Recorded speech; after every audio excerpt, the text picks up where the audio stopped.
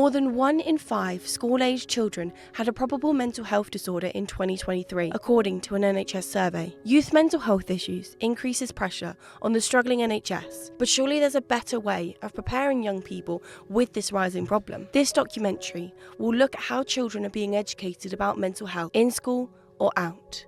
This is The Learning Curve. Throughout my time at secondary school, I walked up this hill with mental health problems weighing on my shoulders, not understanding what they were and that they were actually okay to be feeling. 3 years on, I'm returning to my old school to get an understanding of what they're doing about educating young people about mental health. Now, more than ever, mental health in young people is increasing drastically. I want to understand what the school's doing to support this.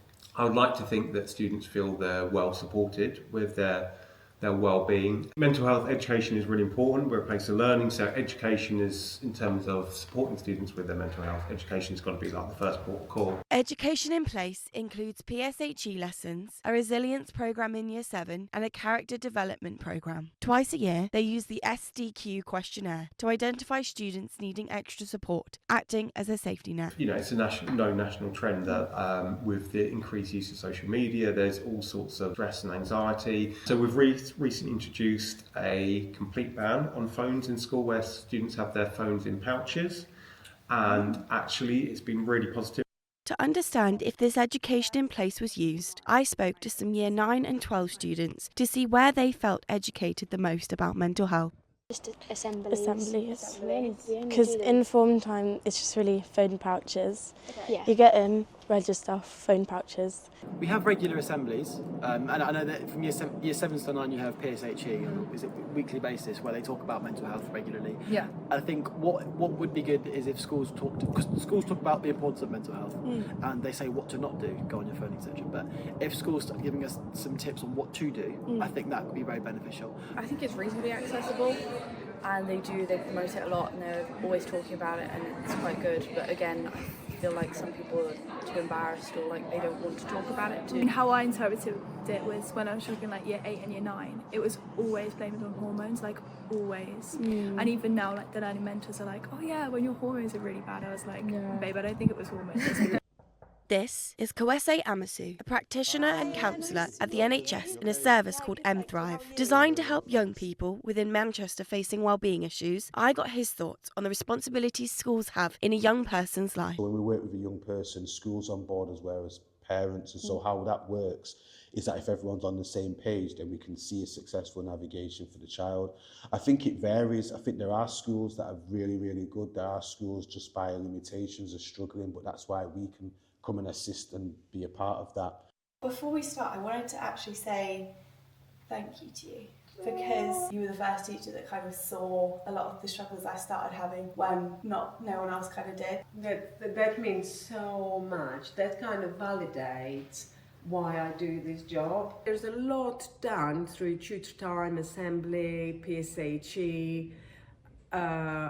I think there is a lot, but I think there's still certain stigma attached to it. I still think, when you say mental health, somehow it has a bad negative connotation when actually we all have mental health. I think a lot of those younger people, you might feel a certain way and you don't know what it is you're feeling.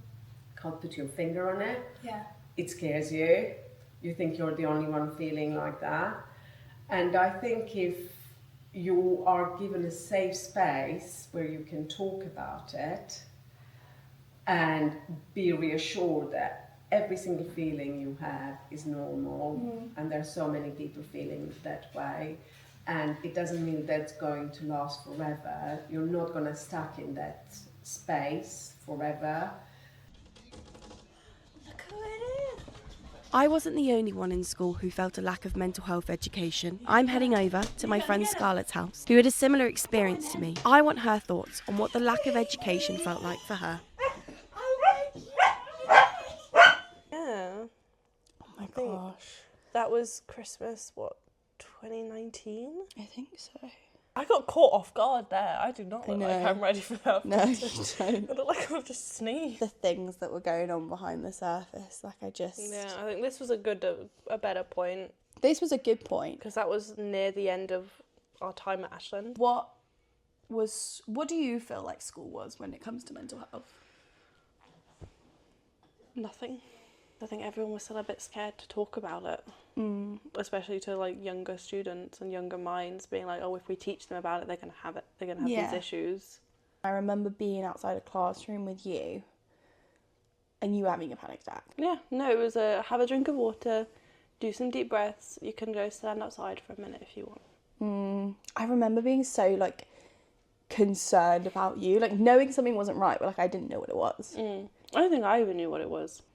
Do you think that potentially your mental health could have been in a very different position now if someone in school had told you what all these things were? Oh, absolutely. Next time, I'll be looking beyond the classroom at the education young people get from factors other than school. That will be in episode 2 of The Learning